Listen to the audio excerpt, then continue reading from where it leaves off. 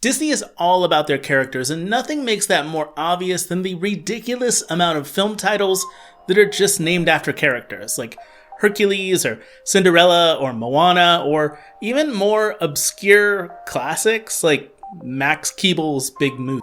The hero of a Disney film is always the star of the show, but they would be nowhere and nothing without their trusty sidekick. Abu and Carpet absolutely have Aladdin's back, and everyone could use a friend that's as loyal and helpful as Big Hero 6's Baymax. A great sidekick can be incredibly supportive, hilarious comic relief, and even the main reason that a hero succeeds. Oh, but we're not here to talk about those sidekicks. My name's Josh Taylor, this is Modern Mouse, and today we're counting down the top 10 worst Disney animated sidekicks in history. While a great sidekick can make a movie, bad sidekicks can actually make life harder for the hero. They're typically bad at the one singular goal that they have in a movie, and in some cases, can be just straight obnoxious. A few rules to go over before we jump into this list, however. First, only sidekicks to heroes were considered here. There are plenty of great henchmen and lackeys to villains, but they feel like their own distinct brand. And who knows, that just might be another list sometime soon in the future. Second, trying to steer clear of obscure Disney characters here. I know I brought up Max Keeble earlier, and I'm sure that there's some straight-to-video bad sequel sidekicks, but why kick a character when it's already down, right? Lastly, this list does have some truly great characters. Just because these characters are bad sidekicks doesn't necessarily mean that we hate them, and they may offer other qualities. So bear that in mind when I might nitpick at one or two of your favorite characters. In fact, they might be some of my favorite characters as well, but feel free to defend them in the comments down below. So starting this list off at number 10 is Heihei from Moana. Heihei is possibly one of the worst sidekicks of all time. It's a struggle just to keep this chicken alive. He doesn't seem to even know how to eat, and when he does manage to get something down, it's probably something like a rock. Also, he tries to casually walk off the boat that's in the middle of the ocean like a half a dozen times, and Moana just has to always rescue him.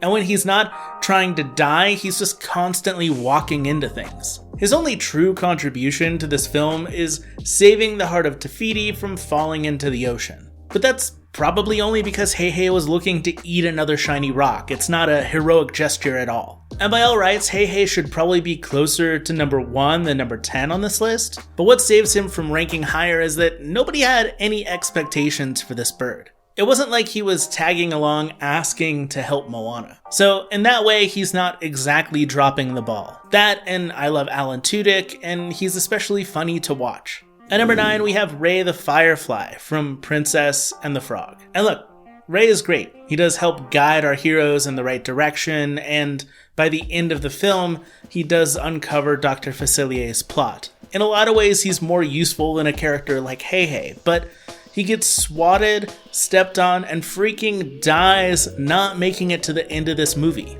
For years, Disney taught me that small, vulnerable sidekicks were invincible. Then they go and make this charming little firefly get squished. Ray's not a bad sidekick per se, but he makes this list because he doesn't even make it to the end of the film without getting crushed. Number 8 is Olaf from Frozen. I know. Olaf's only job between Frozen 1 and 2 is to be delightfully naive and sing a song about it. Other than that, that's it. He's just kinda there. Truthfully, if you take Olaf out of those films, nothing would change. At one point, Sven does eat his nose, so I guess he serves a purpose of giving a reindeer a snack, so good job, I guess. Number 7 is Flora, Fauna, and Mayweather, the 3 good fairies from Sleeping Beauty. Okay, so when Maleficent puts a curse on Aurora, Aurora's supposed to die, but they soften that curse, and instead of dying, she just goes into some kind of coma-like deep sleep. Cool. And apparently curses have expiration dates because they keep her safe until her 16th birthday. Alright, but on the very last day of the curse, they bring Aurora to the castle where Maleficent is looking for her. Like, they couldn't have just waited a few hours? The curse specifically says that she'll die before sunset on her 16th birthday. So couldn't they have brought her to the castle in like the wee hours of the morning, in the middle of the night when no one was looking?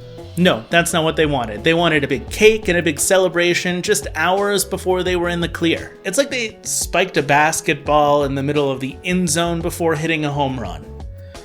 And make sure to subscribe for more fun sports jokes, because I definitely understand sports. And number 6 is Flounder from The Little Mermaid. Flounder is just meh. He's part of a long-running tradition of having some kind of nervous, anxiety-ridden, scared of everything sidekick. And he tags along with an adventurous hero while spouting out all of his concerns. There's even a required, I don't think we should go in there kind of moment. At least Scuttle gives hilariously bad interpretations of human objects. And Sebastian is at least trying to help out Ariel, and tries to save her life through the power of song. But Flounder is just there to, I guess, add more dialogue to this movie. Number 5, we have Raja from Aladdin. As a little kid, I remember thinking that Raja would be an amazing pet/bodyguard. And Jasmine was covered. When awful suitors came to Agrabah, Raja had her covered, and he would take a bite out of their underwear. Yeah, good times. But when things actually got really scary, Raja was nowhere to be seen to help Jasmine and the rest of the crew.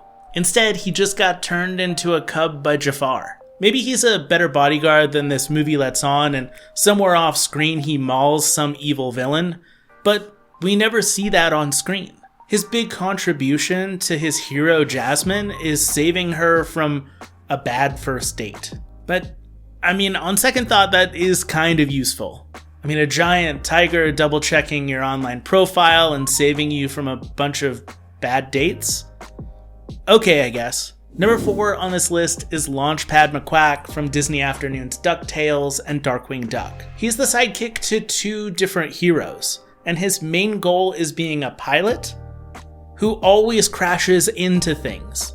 In fact, the motto that he says out loud is, "If it flies, I can crash it." If I had to pick one thing I wanted a pilot to do, it's to safely land on the ground. Seriously, you are infinitely safer with a pilot that doesn't even know how to fly a plane. Sure, you'd be safely on the ground and a little bored and probably not get to your destination as the hero would need, but at least you wouldn't be in a heaping pile of rubble and fire because your plane crashed. Number 3 is Tinkerbell from Peter Pan. Tinkerbell's actually quite terrifying. She's immediately jealous of Wendy, sneering at her, pulling her hair, and actually trying to kill her. While Peter and the Darling children are on their way to Neverland, Tinkerbell actually flies ahead of them, and she gives the Lost Boys fake orders from Peter. She tells them to shoot the quote-unquote Wendy bird, and that's what they do. Wendy goes crashing down to the ground until Peter has to save her from the sharp rocks. Tink was not messing around, and she seems extremely angry when she sees that Wendy's saved. She's basically a villain in the story of Peter Pan. And to make matters worse, Tinkerbell has one of the worst characteristics of any Disney character ever. If everyone stops paying attention to her, she literally dies. Taking the number 2 spot are Hugo, Victor, and Laverne, the 3 gargoyles from The Hunchback of Notre Dame. What's worse than awkwardly trying to inject humor into a really serious drama film? Being painfully unfunny with your jokes. The Hunchback of Notre Dame is one of the darkest films that Disney has ever made, and they tried to insert fart jokes with gargoyles into this movie. Even weirder, they sometimes reference pop culture jokes about a half a millennia later than the story takes place. And I understand that that's been done many times, including with Robin Williams' Genie and Aladdin, but it's Robin Williams and he gets a pass. It's just extremely jarring in a film that has really serious tones to be counteracted by 3 gargoyles that add nothing but jokes that seem inappropriate. And finally, the top spot, number 1 on the list, is Jiminy Cricket from Pinocchio. Jiminy is, I guess, hired to be Pinocchio's conscience by the Blue Fairy. But is this like a real job? Like, is there some kind of employment for crickets? Are consciences typically hired for inanimate objects that come to life from wishes? And how many things has the blue fairy brought to life that even needed a conscience? But questions aside from the plot here, Jiminy Cricket is a terrible conscience. Pinocchio just straight ignores everything he has to say, and he doesn't even feel guilty about it. He only seems to regret not listening to Jiminy Cricket when he's in a life or death situation.